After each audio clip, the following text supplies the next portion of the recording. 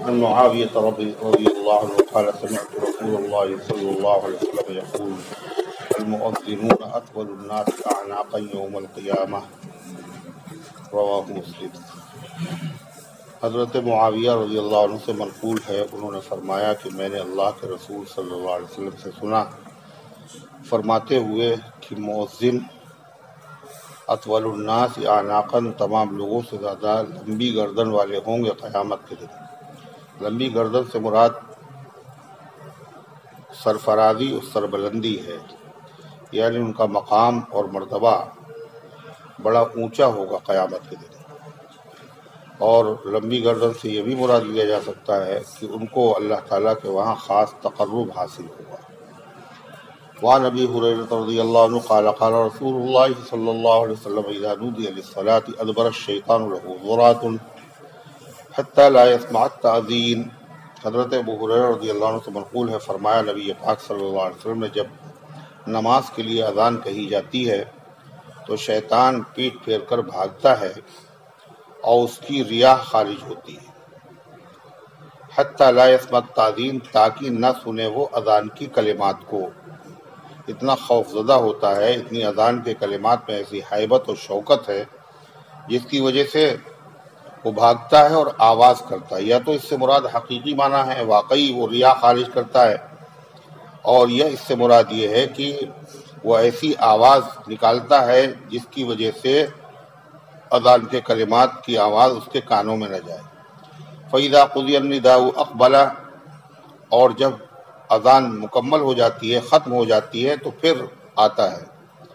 حَتَّى إِذَا صُوِّبَ بِالصَّلَاةِ، یہاں تک کہ جب دوبارہ اعلان کیا جاتا ہے نماز کا، یعنی اقامت کہی جاتی ہے، ادبرا، پھر بھاگتا ہے۔ حَتَّى إِذَا قُضِيَ التَّصْوِيبُ، یہاں تک کہ جب تصویب اقامت ختم ہو جاتی ہے، یہ قضت تصویب ختم ہو جاتی ہے، اقبلا، تو پھر واپس آتا ہے۔ حتی یخطر بین المرء و نفسہ، یہاں تک کہ وہ وسوسے ڈالتا ہے آدمی اور اس کے دل میں۔ اور کیا وسوسے ڈالتا ہے؟ وہ کہتا ہے اذکر قضا، اذکر قضا، فلاں بات یاد کرو، فلاں بات یاد کرو، لما لم یکن یذکر، جو اس کو یاد نہیں تھی وہ باتیں یاد دلاتا ہے۔ حتی یظل الرجل لا یدری کم صلی، یہاں تک کہ آدمی کی حالت ہو جاتی ہے وہ نہیں جانتا ہے اس نے کتنی رکعتیں پڑھی ہیں، وہ بھول جاتا ہے اس میں۔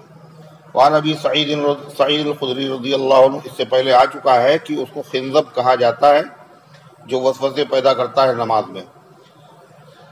قال قال رسول اللہ صلی اللہ علیہ وسلم لا يسمع مدى صوت المؤذن جن ولا انس ولا شیء الا شہد له یوم القیامہ۔ ابو سعید خدری رضی اللہ عنہ سے منقول ہے، فرماتے ہیں نبی پاک صلی اللہ علیہ وسلم نے فرمایا نہیں سنتی ہے مؤذن کی انتہائی آواز۔ مدہ کہتے ہیں جس میں الفاظ سمجھ میں نہ آئے، خالی آواز لگے کہ کوئی کچھ کہہ رہا ہے، کچھ بول رہا ہے۔ قریب کے لوگ تو سنتے ہیں لیکن دور تک اس کی آواز کی گنگناہٹ جاتی ہے، تو اسی کا نام ہے مدہ۔ نہیں سنتا ہے مؤذن کی انتہائی آواز کو کوئی جن اور نہ انسان، ولا شیء، اور نہ کوئی چیز یعنی نباتات، جمادات، الا شہد له یوم القیامہ، مگر وہ اس کے بارے میں گواہی دیں گے قیامت کے دن، اس کی فضیلت کی اور اس کی اللہ تبارک و تعالیٰ کی کبریائی اور نبی کی رسالت کا اعلان کرنے کی۔ وعن عبداللہ ابن عمرو بن العاص رضی اللہ عنہما قال قال رسول اللہ صلی اللہ علیہ وسلم اذا سمعت المؤذن فقولوا، حضرت عبداللہ ابن عمرو بن عاص رضی اللہ عنہما سے منقول ہے کہ نبی کریم صلی اللہ علیہ وسلم نے فرمایا جب تم سنو مؤذن کو تو کہو مثل ما یقول، اسی جیسے کلمات جو وہ کہتا ہے۔ ثم صلوا علیہ، اور جب پوری ہو جائے اذان تو تم درود پڑھو مجھ پر۔ فإنه من صلى علیہ صلاۃ صلی اللہ علیہ بها عشرہ، اس لیے کہ جو آدمی مجھ پر ایک مرتبہ درود شریف پڑھتا ہے اللہ اس پر 10 رحمتیں نازل کرتا ہے۔ یہ 10 رحمتیں جو نازل کرنا ہے یہ اذان کے جواب کے ساتھ خاص نہیں ہے، بلکہ تمام حالات میں جب بھی کوئی درود پڑھتا ہے تو ہر درود کے بدلے میں 10 رحمتیں نازل ہوتی ہیں۔ تو اذان کے وقت آپ نے یہ اس وجہ سے کہا اس لیے کہ وہ قبولیت کا وقت ہوتا ہے، دعائیں قبول ہوتی ہیں۔ ثم صلی اللہ علیہ الوسیلہ، پھر اللہ تعالیٰ سے دعا کیا کرو میرے لیے وسیلے کی، درخواست کیا کرو۔ وسیلہ کیا ہے؟ وسیلے کے معنی تو سبب و ذریعے کے ہیں، یا اس سے مراد اللہ کے تقرب کا مقام۔ فإنها منزلة فی الجنہ، بلا شبہ وسیلہ ایک مقام ہے جنت میں، لا ينبغی الا لعبد من عباد اللہ، جو نہیں شایع نشان ہے کسی کے مگر اللہ کے بندوں میں سے ایک بندے کے۔ وارجو ان اکون انا ہوا، اور یہ آپ کی تواضع ہے، آپ فرماتے ہیں اور مجھے امید ہے کہ وہ میں ہی ہوں گا۔ ظاہر ہے نبی کی امید خالی تو نہیں جائے گی۔ ومن سأل لی وسیلہ، تو جو آدمی میرے لیے وسیلے کی دعا کرے گا، حلت علیہ الشفاعہ، نازل ہوگی اس پر میری شفاعت۔ جو وسیلے کی دعا کرے گا یعنی دعا کرنے میں فائدہ دعا کرنے والے کا ہے، اور وسیلہ تو اللہ تعالیٰ نے نبی پاک صلی اللہ علیہ وسلم کو دینا پہلے سے طے کر لیا ہے، لیکن جب آدمی سفارش کرے گا تو سفارش کرنے کے نتیجے میں اس کا فائدہ ہوگا، اس کو ثواب ملے گا۔ ایسا نہیں کہ تم اگر وسیلے کی دعا نہیں کرو گے تو مجھے وسیلے کا مقام نہیں ملے گا، وہ تو ملنا طے ہے، لیکن تمہارا فائدہ اس میں یہ ہے کہ اگر تم دعا کرو گے تو کیا ہوگا؟ حلت علیہ الشفاعہ، تو اللہ کے نبی صلی اللہ علیہ وسلم کی شفاعت میں اسے حصہ ملے گا۔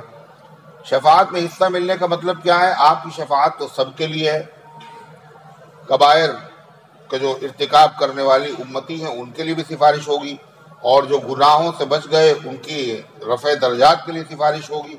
تو یہاں جو بتایا گیا وسیلے کی دعا کرے گا اس کے لیے سفارش ہوگی، اس کا مطلب اس کے لیے خاص قسم کی سفارش ہوگی، اس کے لیے خاص قسم کی سفارش ہوگی۔ اور دوسرے اس سے یہ بھی پتہ چلا کہ ایسا آدمی جو ہے اس کا خاتمہ ایمان پر ہوگا، اس لیے کہ سفارش صرف ایمان والوں کی ہوگی، غیر ایمان والے کے لیے سفارش نہ کرنے کی اجازت ہے، نہ قبول ہوگی۔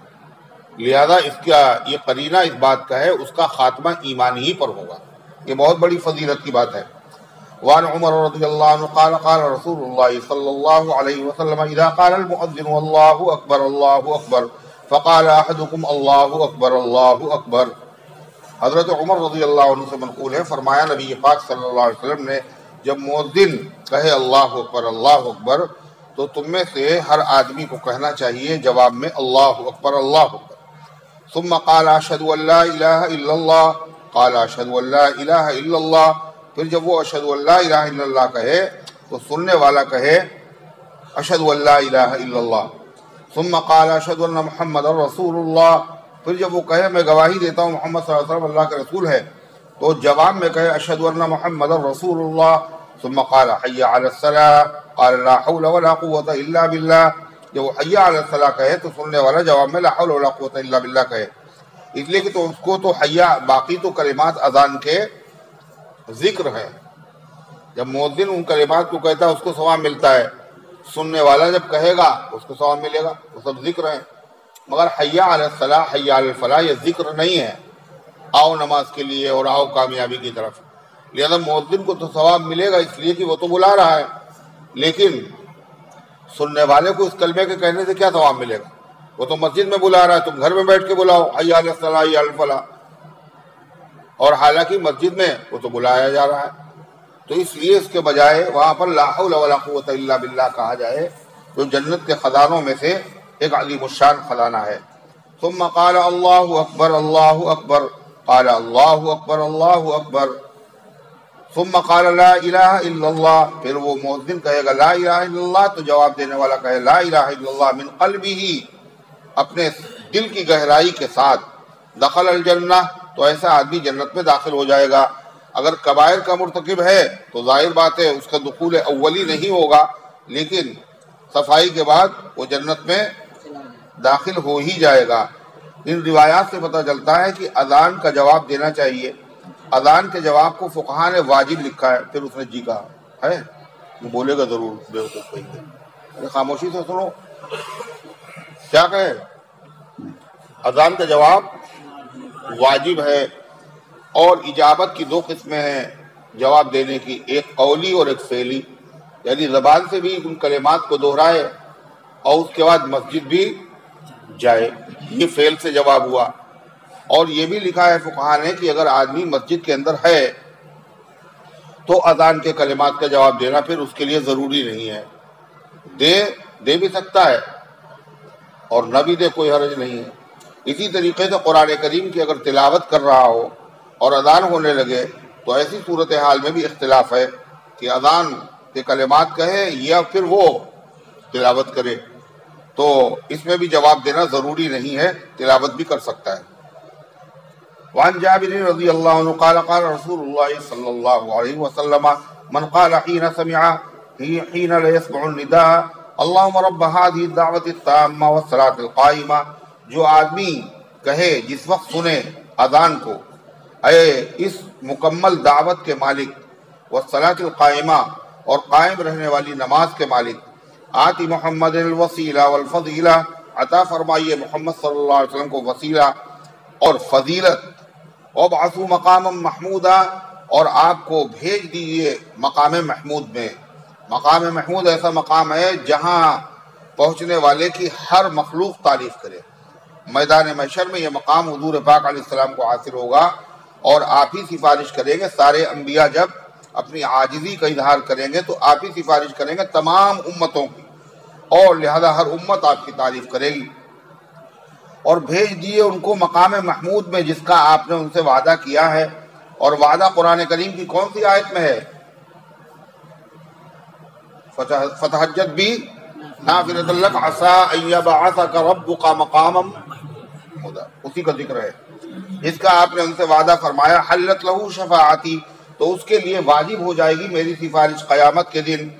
سفارش تو سب کے لیے کریں گے مگر اس کے لیے خاص سفارش ہوگی. رواہ البخاری. وعن انس رضی اللہ عنہ قال كان النبي صلی اللہ علیہ وسلم یغیر اذا طلع الفجر وكان يستمع الاذان. حضرت انس رضی اللہ تعالیٰ عنہ فرماتے ہیں نبی کریم علیہ السلام کا معمول تھا کہ آپ حملہ کرتے تھے، حملہ کرنے کا حکم دیتے تھے جب فجر طلوع ہو جاتی تھی، یعنی صبح کے وقت دشمن کے اوپر حملہ کرتے تھے آپ. وكان يستمع الاذان، اور سنتے تھے پہلے اذان، اذان کی آواز بستی سے آ رہی یا نہیں آ رہی. فَإِن سَمِعَ إِذًا أَذَانًا أَمْسَكَ، تو اگر آپ سن لیتے تھے اذان کی آواز کو تو رک جاتے تھے، یعنی حملہ نہیں کرتے تھے. اذان ایمان والے ہونے کی علامت، اس کو بستی کے لوگ مومن ہیں. وَإِلَّا أَغَارَ، ورنہ آپ غارت ڈالتے تھے. فَسَمِعَ رَجُلًا يَقُولُ، تو آپ نے ایک مرتبہ سنا، ایک بستی میں آپ نے انذار کیا اذان کوئی کہتا نہیں کہتا ہے، تو سنا آپ نے ایک آدمی کو کہتے ہوئے اللہ اکبر اللہ اکبر. فقال رسول اللہ صلی اللہ علیہ وسلم، تو حضور پاک علیہ السلام نے سن کر فرمایا علی الفطرۃ، یہ آدمی فطرت سلیمہ پر ہے. ثم قال اشہد ان لا الہ الا اللہ، پھر جب اس نے کہا اشہد ان لا الہ الا اللہ تو فرمایا نبی پاک صلی اللہ علیہ وسلم خرجت من النار، تم جہنم سے بچ گئے. فنظروا الیہ، لوگوں نے دیکھا آخر یہ ہے کون جس کو آپ نے بشارت دی ہے. فَإِذَا هُوَ رَاعِي مِعْزًا، تو دیکھا وہ ایک بکریوں کا چرواہا ہے. بکریوں کو چرانے والا ہو یا بڑا آدمی ہو، اس کو یہ مقام اس لیے حاصل ہوا اس لیے کہ اس نے اذان کہی تھی. وعن سعد بن ابی وقاص رضی اللہ عنہ قال قال رسول اللہ صلی اللہ علیہ وسلم من قال حين يسمع المؤذن، حضرت سعد بن ابی وقاص رضی اللہ عنہ سے منقول ہے، فرمایا نبی پاک صلی اللہ علیہ وسلم نے جو آدمی کہے جس وقت سنے مؤذن سے اشہد ان لا الہ الا اللہ وحدہ لا شریک لہ وان محمدا عبدہ ورسولہ، میں گواہی دیتا ہوں کہ اللہ کے علاوہ کوئی معبود نہیں جو تنہا ہے، جس کا کوئی شریک نہیں، اور اس بات کی گواہی دیتا ہوں کہ محمد صلی اللہ علیہ وسلم اس کے بندے اور اس کے رسول ہیں. اور کیا کہے رضیت باللہ ربا وبمحمد رسولا وبالاسلام دینا غفر لہ ذنبہ، میں راضی ہو گیا اللہ تعالیٰ سے رب مان کر اور محمد صلی اللہ علیہ وسلم کو رسول مان کر اور اسلام کو دین مان کر، غفر لہ ذنبہ، اس کے سارے گناہ بخش دیے جاتے ہیں، گناہ صغیرہ. وعن عبداللہ بن مغفل رضی اللہ عنہ قال قال رسول اللہ صلی اللہ علیہ وسلم بین کل اذانین صلاۃ بین کل اذانین صلاۃ ثم قال فی الثالثۃ لمن شاء، متفق علیہ. حضرت عبداللہ بن مغفل رضی اللہ تعالیٰ عنہ سے منقول ہے، فرمایا نبی کریم علیہ السلام نے دونوں اذانوں کے درمیان میں نماز ہے. دونوں اذانوں سے مراد اذان و اقامت ہے، یعنی اذان اور تکبیر کے بیچ میں نماز ہے. پھر فرمایا بین کل اذانین صلاۃ، دونوں اذانوں کے درمیان. یہ تغلیب ہے، جیسے مشرقین مشرق اور مغرب کو مشرقین، مغربین، مشرق و مغرب کو مغربین، والد و والدہ کو والدین، حسن و حسین کو حسنین، اسی طریقے سے اذانین۔ اذان اس کو کیوں کہا گیا؟ اس لیے کہ اطلاع اس میں بھی ہوتی ہے اور اس میں بھی اطلاع ہوتی ہے، تو دو اذانوں کے درمیان میں نماز ہے۔ پھر تیسری مرتبہ آپ نے فرمایا لمن شاء، اس شخص کے لیے جو چاہے، یعنی اذان اور اقامت کے درمیان میں سنن مؤکدہ ہیں، نوافل ہیں، تو کوئی مسئلہ نہیں ہے، لیکن مغرب کی نماز میں البتہ اختلاف پایا جاتا ہے۔ دیگر ائمہ کے نزدیک مغرب کی اذان کے بعد بھی 2 رکعت نفل ہے، چنانچہ حرم شریف میں، مدینہ طیبہ میں باقاعدہ 2 رکعت کا موقع دیا جاتا ہے اور لوگ دیر تک پڑھتے رہتے ہیں، اس کے بعد میں جماعت کھڑی ہوتی ہے۔ مگر حنفیہ کے وہاں مغرب کی اذان اور تکبیر کے بیچ میں نفل نماز نہیں ہے، اور وہ کہتے ہیں یہ مکروہ ہے۔ پھر وہ جواب کیا دیتے ہیں اس کا؟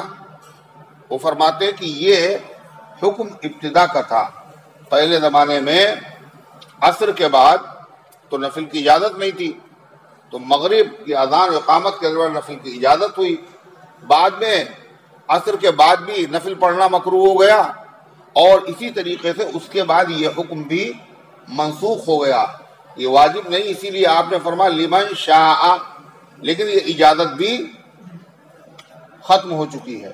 سمجھ شریف میں بھائی، مغرب کے بعد یہی جواب ہے اس کا، ورنہ یہ بخاری شریف کی روایت ہے، باقاعدہ بخاری و مسلم دونوں کی روایت ہے۔ وعن ابی ہریرہ رضی اللہ عنہ قال قال رسول اللہ صلی اللہ علیہ وسلم الامام ضامن والمؤذن مؤتمن۔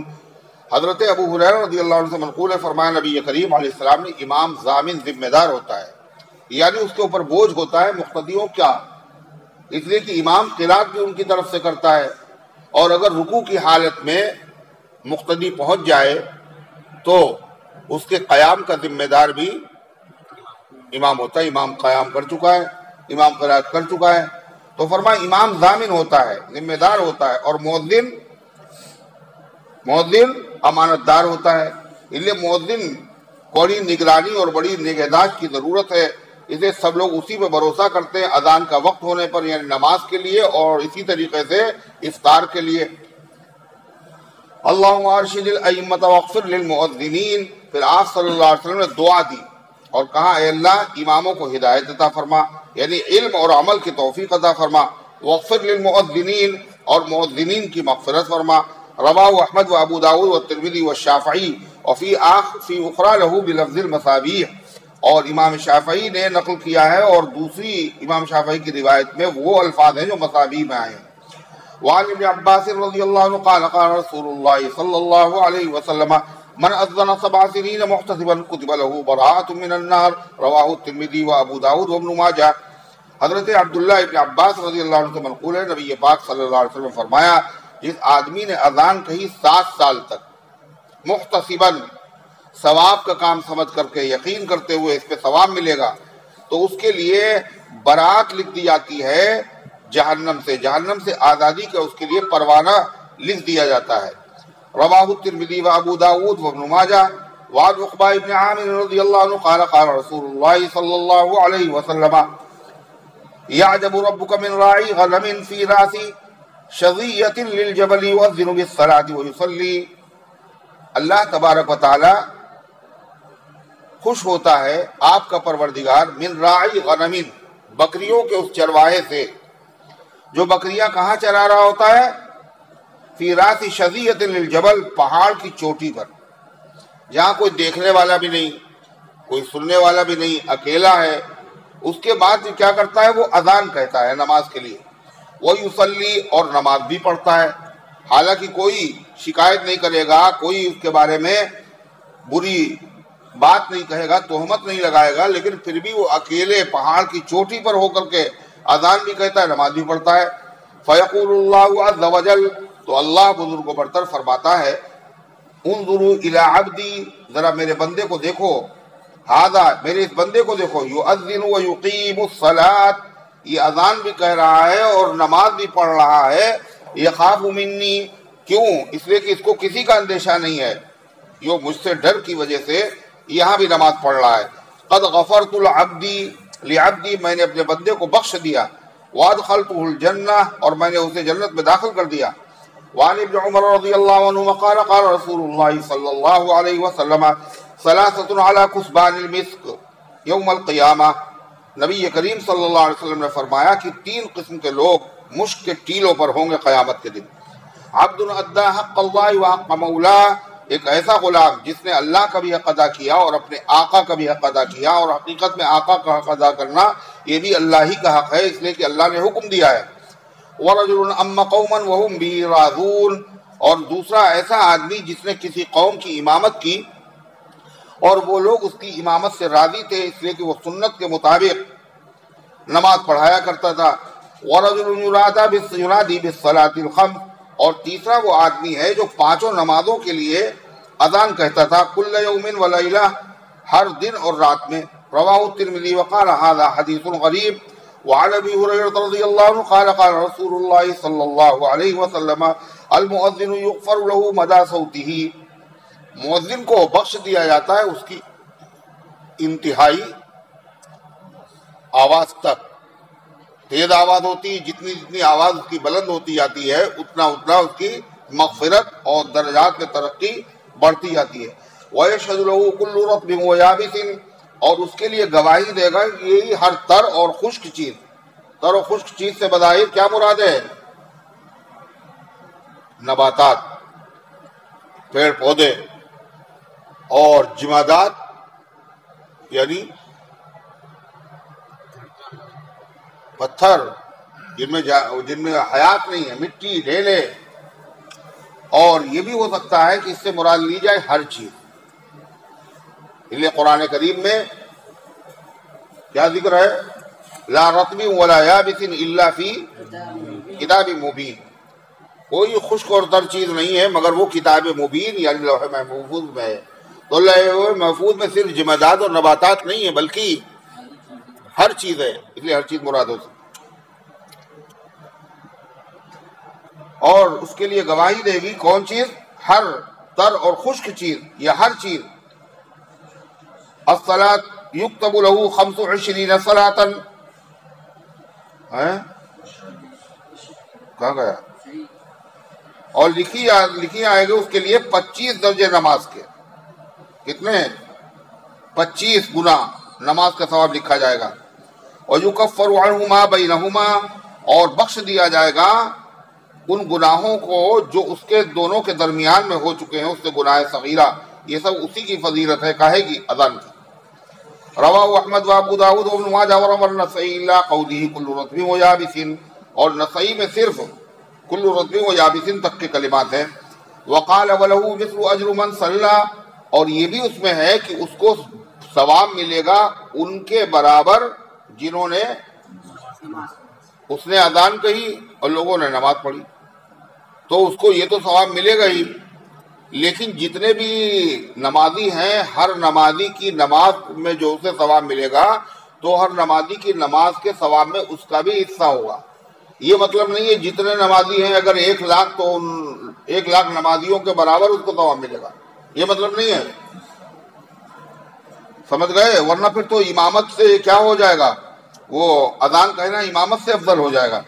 وعن عثمان بن ابی العاص رضی اللہ عنہ قال قلت یا رسول اللہ اجعلنی امام قومی، حضرت عثمان بن ابی العاص رضی اللہ عنہ سے منقول ہے، وہ فرماتے میں نے عرض کیا اللہ کے نبی مجھے میری قوم کا امام بنا دیجیے۔ قال انت امامهم، آپ نے فرمایا تم ان کے امام ہو۔ واقتدی باضعفهم، اور دیکھو ان میں سب سے کمزور کا خیال رکھنا، جماعت میں جو امامت کرنا تو سب سے کمزور آدمی کی رعایت کرنا، کھڑے ہونے میں، لمبی قرات میں، اور اسی طریقے سے رکوع و سجدے کی تسبیحات میں۔ واتخذ مؤذنا لا ياخذ على اذانه اجرا، فرمایا اور کسی ایسے آدمی کو مؤذن بنانا جو اپنی اذان پر اجرت نہ لیتا ہو۔ رواہ احمد وابو داود والنسائی۔ وعن ام سلمۃ رضی اللہ عنہا قالت علمنی رسول اللہ صلی اللہ علیہ وسلم، ام المؤمنین حضرت ام سلمہ رضی اللہ عنہا فرماتی ہیں نبی کریم علیہ الصلوۃ والسلام نے مجھے دعا سکھائی۔ کیا دعا سکھائی؟ ان اقول عند اذان المغرب، کہ میں کہا کروں مغرب کی اذان کے وقت. یہ صرف مغرب کی اذان کی دعا ہے. کیا دعا سکھائی؟ اللہم ھذا اقبال لیلک، اے اللہ یہ تیری رات کی آمد ہے، وادبار نہارک، اور تیرے دن کی واپسی ہے. تیرے دن کا مطلب تیرے پیدا کیے ہوئے بنائے ہوئے دن کی واپسی ہے. تیری رات کا مطلب تیری رات کا مطلب اتنی دیر میں کیوں بولے تم؟ واسوات دعائک، اور یہ تجھ سے دعا کرنے کا وقت ہے. واسوات دعائک، تجھے بلانے کا وقت ہے، تجھے آواز دینے کا وقت ہے. فاغفر لی، لہذا مجھے بخش دیجئے، میں دعا کر رہا ہوں. رواہ ابو داؤد والبیہقی فی الدعوات الکبیر وعن ابی امامۃ وبعض اصحاب رسول اللہ صلی اللہ علیہ وسلم قال ان بلال نقض فی الاقامہ. حضرت ابو امامہ باہلی یا اور کسی صحابی سے منقول ہے کہ انہوں نے کہا کہ حضرت بلال نے کہنا شروع کی تکبیر. فلما ان قال، جب انہوں نے کہا قد قامت الصلاۃ، نماز کھڑی ہو گئی، قال رسول اللہ صلی اللہ علیہ وسلم اقامها اللہ وادامها، تو نبی کریم علیہ السلام نے اس کے جواب میں فرمایا کہ اللہ اس کو قائم رکھے، اللہ اس کو دائم رکھے. معلوم یہ ہوا جس طرح اذان کے کلمات کو دہرانا چاہیے ایسے اقامت کے کلمات کو بھی دہرانا چاہیے. لیکن جواب کیا ہے اس کا؟ قد قامت الصلاۃ کا اقامها اللہ، وقال فی سائر الاقامت کنحو حدیث عمر، اور باقی آپ نے پوری اقامت میں وہی کلمات کہے جیسے کہ حضرت عمر رضی اللہ عنہ کی حدیث میں آئے ہیں اذان کے سلسلے میں. اوپر گزر چکی اذان، جب وہ اللہ اکبر کہے تو اللہ اکبر کہے، باقی کلمات میں اللہ کے نبی وہی کہتے رہے. لیکن قد قامت الصلاۃ کے جواب میں آپ نے کیا کہا؟ وعن انس رضی اللہ عنہ قال قال رسول اللہ صلی اللہ علیہ وسلم لا يرد الدعاء بین الاذان والاقامہ. رواہ داؤد. حضرت انس رضی اللہ عنہ سے منقول ہے، فرمایا نبی کریم علیہ السلام نے دعا رد نہیں ہوتی ہے اذان اور تکبیر کے درمیان میں. یعنی دعا کی قبولیت کا یہ وقت ہے. یعنی اذان کے اس کا اذان و اقامت کا مطلب یہ نہیں ہے کہ فوراً اذان کے بعد، فوراً بعد بھی اس میں شامل ہے، اور تاخیر بھی اگر ہو جائے جب بھی کوئی حرج نہیں. ابھی قبولیت کا وقت ہے. اذان و اقامت کے درمیان جتنا فاصلہ ہے اس میں، جیسے وظائف کے بارے میں آتا ہے فرض نمازوں کے بعد، تو فرض کا یہ مطلب نہیں سلام پھیرتے ہی، بلکہ نوافل اور سنتیں پڑھنے کے بعد بھی اگر وہ وظیفہ پڑھ لے گا جب بھی اس کو فضیلت حاصل ہو جائے گی اس کی، اس لیے کہ وہ ہے تو فرض نماز کے بعد ہی ہے، پہلے تھوڑی نہ ہو گیا. تو بعض لوگ لکیر کے فقیر ہوتے وہ یہی سمجھتے ہیں کہ نماز کے بعد بتایا تھا، یہ تو فرض کے بعد، اور بیٹھے ہوئے ہیں. حالانکہ اذان جن کے بعد تک وہ جو ہے سنتے ہیں، زیادہ لمبی دعا کرنا مکروہ ہے. وعن سہل بن سعد رضی اللہ تعالی عنہ قال قال رسول اللہ صلی اللہ علیہ وسلم صلتان لا تردان او قل ما تردان الدعاء عند النداء وعند الباس حين يلحم بعضهم بعضا. حضرت سہل بن سعد رضی اللہ عنہ سے منقول ہے، انہوں نے کہا اللہ کے نبی صلی اللہ علیہ وسلم نے فرمایا دو دعائیں ایسی ہیں جو رد نہیں ہوتی. یا شک راوی ہے، یا آپ نے فرمایا قل ما تردان، بہت کم رد ہوتی ہیں. بہت کم کا مطلب یعنی بالکل نہیں ہوتی، کم شاذ و نادر ہے. وہ دعا کون کون سی ہے؟ فرمایا الدعاء عند النداء، ایک وہ دعا جو اذان کے وقت ہوتی ہے، یعنی اذان کے بعد درود شریف پڑھ کے. وعند الباس، اور جنگ کے وقت. حين يلحم بعضهم بعضا، جب ایک دوسرے کو کاٹ رہا ہوتا ہے.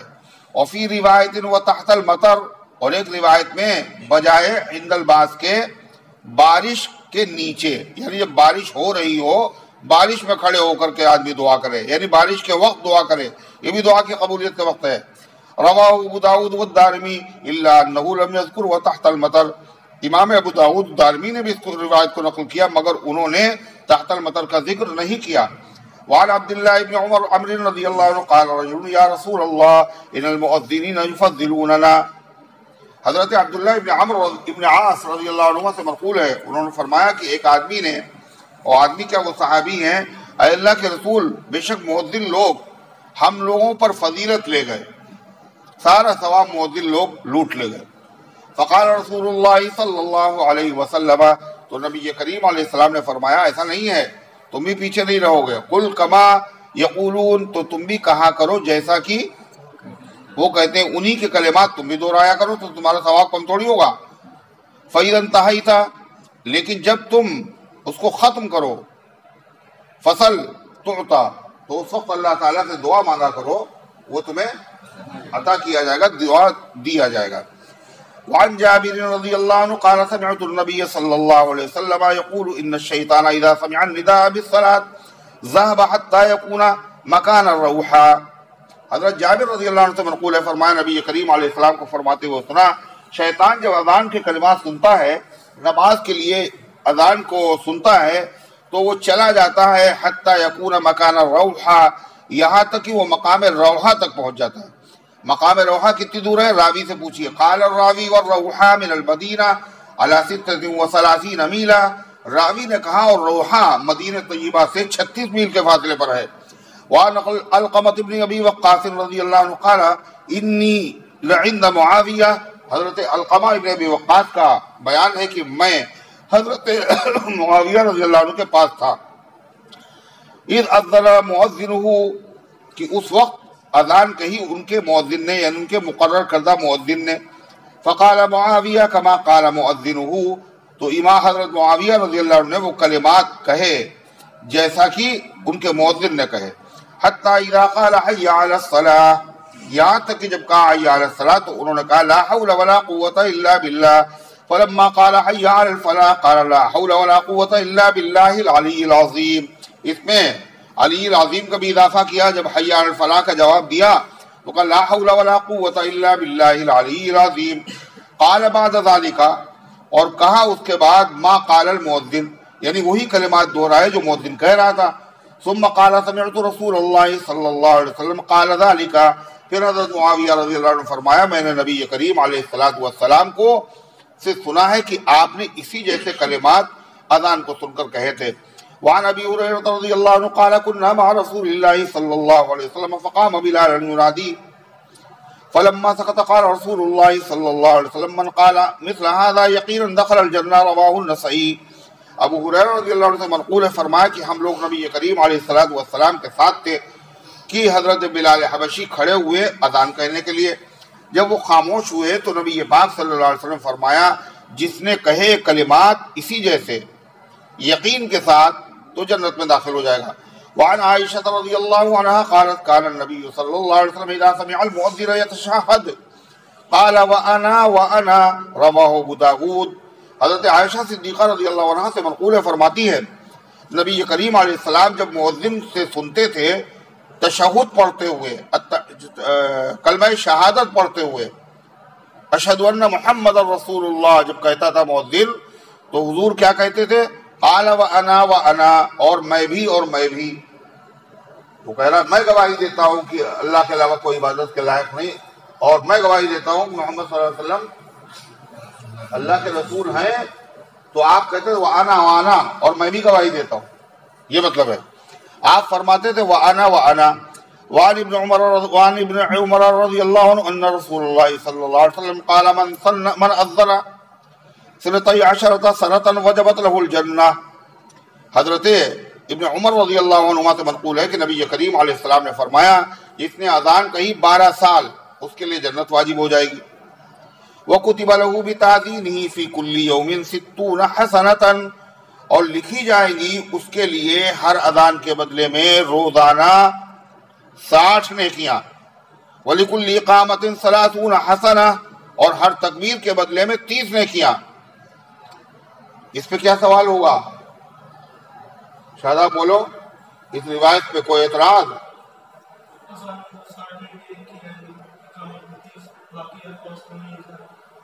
تم بتاؤ، نظر ارے پیچھے حدیث میں 7 سال آیا ہے، یہاں 12 سال کا ذکر آیا ہے، یہ ہے قابل اعتراض بات۔ تو اس کا جواب کیا ہے کہ پہلے آپ نے 12 سال فرمایا تھا اور بعد میں پھر آپ نے کم کے اوپر بھی یہ فضیلت ارشاد فرمائی۔ دوسری خاص بات یہ ہے کہ وہاں بتایا 7 سال، یہاں 12، مگر 12 سال میں آخر میں ایک کلمہ اور بتایا، کیا کہ اذان کے بدلے میں 60 نیکیاں اور تکبیر کے بدلے میں یہ کم ملے گی جب 12 سال کا، اور 7 سال میں خالی براۃ من النار۔ سمجھ شریف میں بات آئی؟ ارے آئی نہیں آئی؟ وعنہ قال كنا نؤمر بالدعاء عند اذان المغرب رواہ البیہقی فی دعوات الکبیر، اور انہی سے منقول ہے، کس سے؟ فرمان۔ دیکھو یہ دیکھو دیکھو دیکھو دیکھو بیوقوف کو، دیکھو بیوقوف کو، اسی لیے میں نے پوچھا تھا۔